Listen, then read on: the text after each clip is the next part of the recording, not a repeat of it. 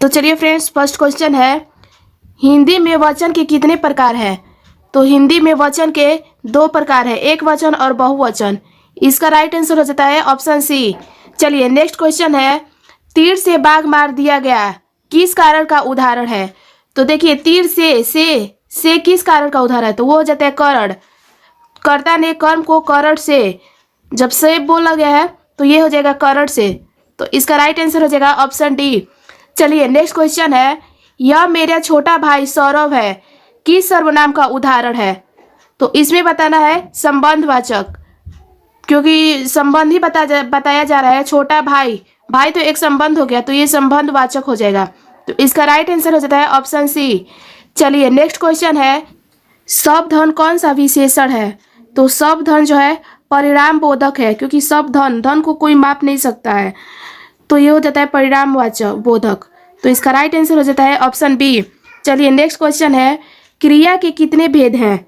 तो क्रिया के कितने भेद हो जाएंगे? 2, संक्रामक और अकर्मक, 2 भेद होते हैं क्रिया का।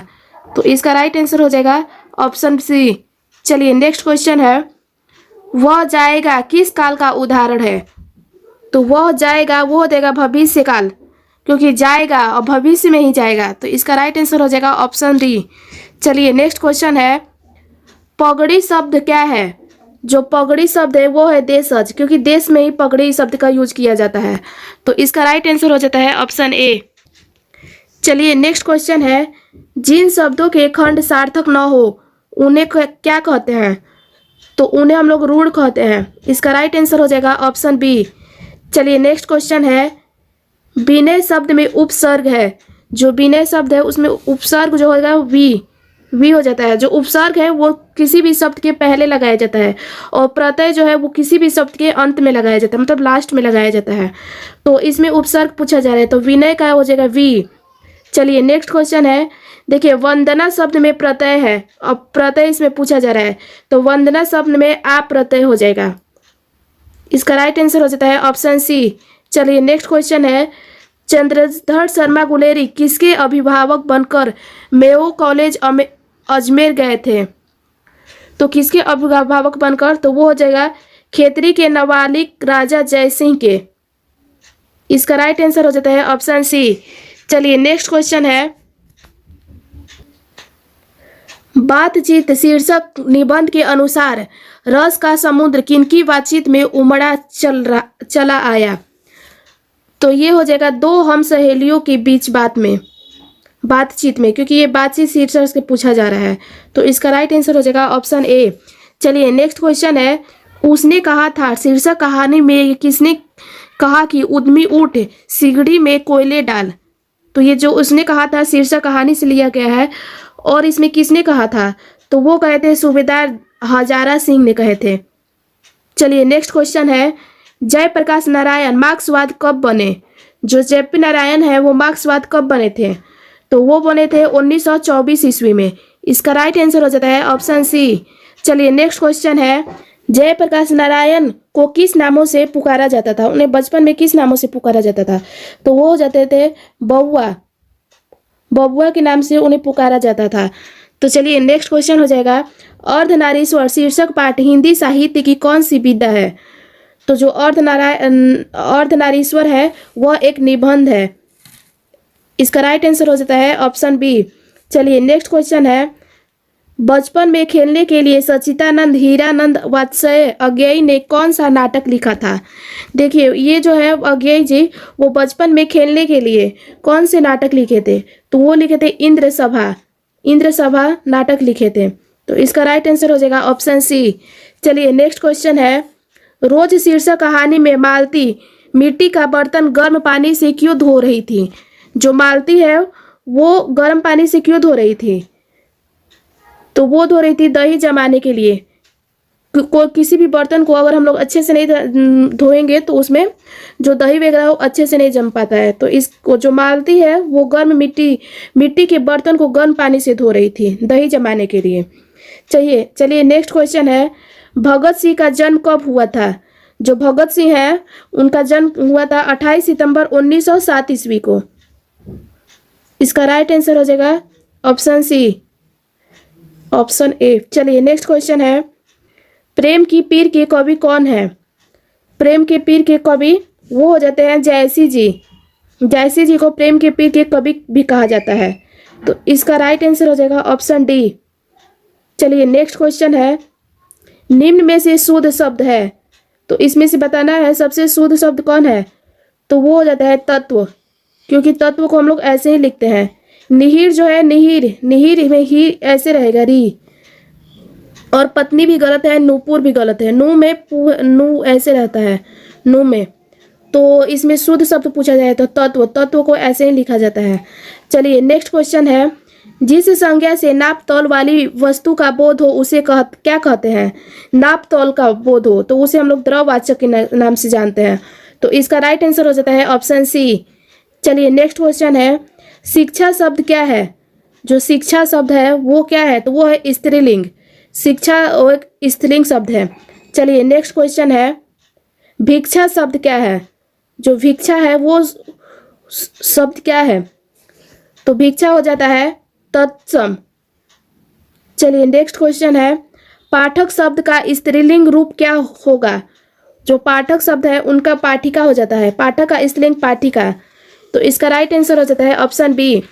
चलिए नेक्स्ट क्वेश्चन है, कक्षा शब्द क्या है? तो कक्षा शब्द एक स्त्रीलिंग शब्द है।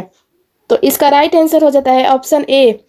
चलिए नेक्स्ट क्वेश्चन है, बिल्ली छत से कूद पड़ी किस कारक का उदाहरण है? बिल्ली छत से कूद पड़ी, छत से मतलब अलगाव का बोध हो रहा है, तो मतलब आपादान, आपादान कारक हो जाएगा। जिसमें अलगाव होता है उसमें अलग, एक दूसरे से अलग हो जाए। बिल्ली छत से कूद गई, अब बिल्ली तो छत से कूद गई, तो वो हो जाएगा आपादान। तो इसका राइट आंसर हो जाएगा ऑप्शन सी। चलिए नेक्स्ट क्वेश्चन है, देश विशेष शब्द कौन सा समास है? देश विदेश शब्द है वो कौन सा समास है? तो वो हो जाएगा द्वंद्व, द्वंद्व समास है देश विदेश। चलिए नेक्स्ट क्वेश्चन है, कोसों दूर भागना मुहावरा का क्या अर्थ है? कोसों दूर भागना, इसका मुहावरा का अर्थ बहुत अलग रहना, अलग, बहुत अलग रहना। इसका राइट आंसर हो जाता है ऑप्शन ए। चलिए नेक्स्ट क्वेश्चन है, जो स्त्री अभिनय करे करे के लिए शब्द एक शब्द क्या होगा? मतलब जो अभिनय करे उसके लिए शब्द हो जाएगा अभिनेत्री। अभिनय करेगा तो अब स्त्री का बात हो रहा है, तो इसमें हो गया अभिनेत्री। चलिए नेक्स्ट क्वेश्चन है, तुमुल कोलाहल कलह में शीर्षक कविता किस महाकाव्य का अंश है? तो ये हो जाता है कामायनी, कामायनी का। चलिए नेक्स्ट क्वेश्चन है, वर्ग 9 तक की पढ़ाई के बाद शिक्षा अधूरी छोड़कर कौन कवित्री असहयोग आंदोलन में कूद पड़ी थी? देखिए वर्ग 9 तक की पढ़ाई कर पाई थी वो, और फिर जब असहयोग आंदोलन चला तो उसमें कूद पड़ी थी। तो कौन? तो वो हो जाएगा सुभद्रा कुमारी चौहान। ये कूद पड़ी थी, मतलब कूद पड़ी, उनमें चली गई थी, अब पढ़ाई को छोड़ दी और असहयोग आंदोलन में अपना साथ बढ़ाने लगी। चलिए नेक्स्ट क्वेश्चन है, तेज तम अंश पर कनह जिमी कस पर यो मलेच बस पर सेज सिवार, यह पंक्ति किस शीर्षक कविता की है? तो ये हो जाता है कवित, कवित शीर्षक पाठ का है। चलिए नेक्स्ट क्वेश्चन है, भूषण ने किस रस को प्रमुखता दी है? जो भूषण जी थे और किस रस को प्रमुखता दिए थे? तो वो दिए थे वीर रस को। इसका राइट आंसर हो जाता है ऑप्शन बी। चलिए नेक्स्ट क्वेश्चन है, गोस्वामी तुलसीदास, गोस्वामी तुलसीदास हिंद के कौन महाकवि, कैसे महाकवि थे? जो तुलसीदास थे हिंद के कवि के कैसे महाकवि थे? तुलसीदास को हम लोग महाकवि के नाम से भी जानते थे। तो वो थे स्वच्छंद महाकवि, स्वच्छंद महाकवि थे। तो इसका राइट आंसर हो जाएगा ऑप्शन बी। चलिए नेक्स्ट क्वेश्चन है, म का उच्चारण स्थान क्या है? म का उच्चारण स्थान ओठ हो जाएगा, ओष्ठ, क्योंकि म ओट्स के ही द्वारा बोला जाता है। चलिए नेक्स्ट क्वेश्चन है, पृथ्वी शब्द का संधि विच्छेद क्या होगा? तो पृथ्वी शब्द का संधि विच्छेद पृथ्वी धन ईश। इसका राइट आंसर हो जाएगा ऑप्शन सी। चलिए नेक्स्ट क्वेश्चन है, निम्न में से शुद्ध कौन है? इसमें से शुद्ध पूछा जा रहा है, तो शुद्ध हो जाएगा परीक्षा, परीक्षा ऐसे ही लिखा जाता है। चलिए नेक्स्ट क्वेश्चन है, वाराणसी शब्द कैसा संज्ञा है? जो बनारस, बनारस को हम लोग वाराणसी कहते हैं, वो कैसा संज्ञा है? तो वो हो जाता है व्यक्तिवाचक संज्ञा, क्योंकि ये व्यक्तिवाचक संज्ञा किसी व्यक्ति वस्तु स्थान का बोध किया जाता है, उसे ही व्यक्तिवाचक संज्ञा कहा जाता है। तो इसमें स्थान का नाम आया है, तो ये हो जाएगा व्यक्तिवाचक। चलिए नेक्स्ट क्वेश्चन है, नगर शब्द क्या है? जो नगर शब्द है वो क्या है? तो वो है पुल्लिंग। नगर पुल्लिंग शब्द है। चलिए नेक्स्ट क्वेश्चन है, सूरदास किस भाषा के कवि थे? जो सूरदास है वो किस भाषा के कवि थे? तो वो थे ब्रज भाषा। सूरदास ब्रज भाषा के थे। चलिए नेक्स्ट क्वेश्चन है, गीतावली किसकी रचना है? जो गीतावली है वो है तुलसीदास की। इसका राइट आंसर हो जाता है ऑप्शन डी। चलिए नेक्स्ट क्वेश्चन है, नाभादास किसके समकालीन थे? जो नाभादास हैं वो किसके समकालीन थे? तो वो थे तुलसीदास के समकालीन थे। इसका राइट आंसर हो जाता है ऑप्शन ए। चलिए नेक्स्ट क्वेश्चन है, हार जीत शीर्षक कविता किस प्रकार की रचना है? हार जीत है वो गद्य कविता है, गद्य कविता। इसका राइट आंसर हो जाएगा ऑप्शन ए। चलिए नेक्स्ट क्वेश्चन है, मीरा ने अपना प्रियतम किसे माना है? जो मीरा थी वो किसे मानती थी? तो वो श्री कृष्ण को मानती थी। इसका राइट आंसर हो जाएगा ऑप्शन बी। चलिए नेक्स्ट क्वेश्चन है, शिवावाणी के कितने मुक्तों के में छत्रपति शिवाजी की वीरांगना का वखान किया गया था? तो वो कहते 52। इसका राइट आंसर हो जाएगा ऑप्शन सी। चलिए नेक्स्ट क्वेश्चन है, झरना शीर्षक काव्य संकलन किस कवि की रचना है? जो झरना है तो वो है जयशंकर प्रसाद के। इसका राइट आंसर हो जाता है ऑप्शन डी। चलिए नेक्स्ट क्वेश्चन है, सुभद्रा कुमारी चौहान का निधन कैसे हुआ? सुभद्रा कुमारी चौहान जो है उनकी निधन कैसे हो गया था? तो वो हो गया था कार दुर्घटना में। इनका राइट आंसर हो जाएगा ऑप्शन ए। चलिए नेक्स्ट क्वेश्चन है, शमशेर बहादुर सिंह ने सोवियत रूस की यात्रा कब किए? जो शमशेर बहादुर थे वो किए थे 1978 ईस्वी में। इसका राइट आंसर हो जाएगा ऑप्शन बी। चलिए नेक्स्ट क्वेश्चन है, नील नदी अमेजन मिसौरी में वेदना से गाती हुई बहाती हुई जिंदगी की धारा एक, यह पंक्ति किस शीर्षक कविता से है? जो ये पंक्ति दुआ है किस शीर्षक कविता से है? तो वो हो जाता है जन जन का चेहरा एक। इसका राइट आंसर हो जाता है ऑप्शन सी। चलिए नेक्स्ट क्वेश्चन है, अधिनायक शीर्षक कविता किस कविता संग्रहण से लिया गया है? अधिनायक तो वो लिया गया आत्महत्या के विरोध। चलिए नेक्स्ट क्वेश्चन है, एक लेख और एक पत्र शीर्षक पाठ क्या है? एक लेख और एक पत्र तो वो है ऐतिहासिक पत्र। इसका राइट आंसर हो जाएगा ऑप्शन ए। चलिए नेक्स्ट क्वेश्चन है, भगत सिंह के पिता का क्या नाम था? जो भगत सिंह उनके पिता का क्या नाम था? तो वो थे सरदार किशन सिंह। इसका राइट आंसर हो जाएगा ऑप्शन बी। चलिए नेक्स्ट क्वेश्चन है, ओ सदानीर शीर्षक पाठ की कविता में सन 1962 की बाढ़ का दृश्य जिन्होंने देखा है उन्हें रामचरितमानस में किसने क्रोध रूपी नदी की बाढ़ याद आई है होगी? तो वो हो जाता है केकई को। इसका राइट आंसर हो जाता है ऑप्शन सी। चलिए नेक्स्ट क्वेश्चन है, ओ सदानीरा पाठ के अनुसार गांधी जी ने आश्रम विश्वविद्यालय कहाँ स्थापित किया था? तो वो किए थे बड़हरवा, मधुबन और भितिहवा में। इसका राइट आंसर हो जाता है ऑप्शन डी। तो चलिए फ्रेंड्स, नेक्स्ट क्वेश्चन है, मोहन राकेश किस आंदोलन के प्रमुख अध्यक्ष थे? जो मोहन राकेश है वो थे नई कहानी आंदोलन के। इसका राइट आंसर हो जाता है ऑप्शन ए। चलिए नेक्स्ट क्वेश्चन है, सिपाही की मां शीर्षक पाठ में हड्डियों का चलता फिरता ढांचा कौन है? तो वो थे दीनू कुम्हार। इसका राइट आंसर हो जाता है ऑप्शन बी। चलिए नेक्स्ट क्वेश्चन है, आलोचना त्रयमासिक के प्रधान संपादक कौन थे? तो वो जगह नामवर सिंह। इसका राइट आंसर हो जाता है ऑप्शन सी।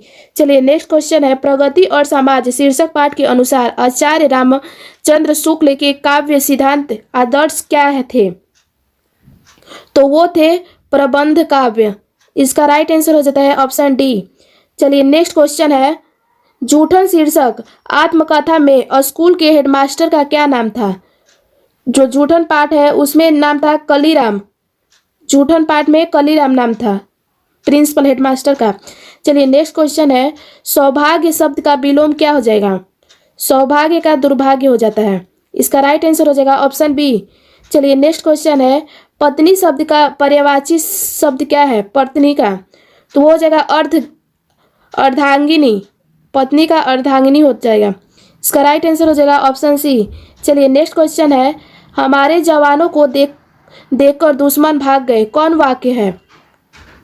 तो ये हो जाएगा सरल वाक्य, क्योंकि ये सरल वाक्य देखने में भी लग रहा है हमारे जवानों को देखकर दुश्मन भाग गए, एकदम ही सिंपल वाक्य है। तो इसका राइट आंसर हो जाएगा ऑप्शन सी।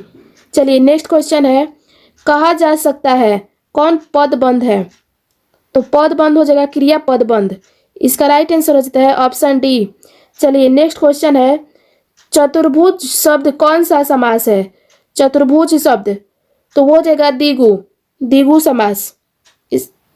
चलिए नेक्स्ट क्वेश्चन है, विकास शब्द का विशेषण क्या है? विकास शब्द का, तो वो हो जाएगा विकसित। इसका राइट आंसर हो जाता है ऑप्शन बी। चलिए नेक्स्ट क्वेश्चन है, संज्ञा सर्वनाम और विशेषण के अंत में लगने वाले प्रत्यय को क्या कहते हैं? जो संज्ञा और सर्वनाम और विशेषण के अंत में लगता है उसे तद्धित प्रत्यय कहते हैं। इसका राइट आंसर हो जाता है ऑप्शन ए। चलिए नेक्स्ट क्वेश्चन है, यर लव कौन सा व्यंजक है? तो यर लव जो है वह अंतस्थ व्यंजन है। इसकी संख्या 4 होती है। यर लव अंतस्थ व्यंजन हो जाएगा। चलिए नेक्स्ट क्वेश्चन है, हिंदी में अनुनासिक वर्णों की संख्या कितनी है? तो वो हो जाता है 5। इसका राइट आंसर हो जाएगा ऑप्शन डी। चलिए नेक्स्ट क्वेश्चन है, दिगवंतर शब्द का संधि विच्छेद क्या है? तो दिगवंतर का दिक प्लस अंबर। इसका राइट आंसर हो जाएगा ऑप्शन ए। चलिए फ्रेंड्स, इस वीडियो में इतना ही। अगर आपको ये वीडियो अच्छी लगे तो प्लीज़ लाइक करें, शेयर करें और सब्सक्राइब करें। मिलते हैं नेक्स्ट वीडियो में, तब तक के लिए धन्यवाद।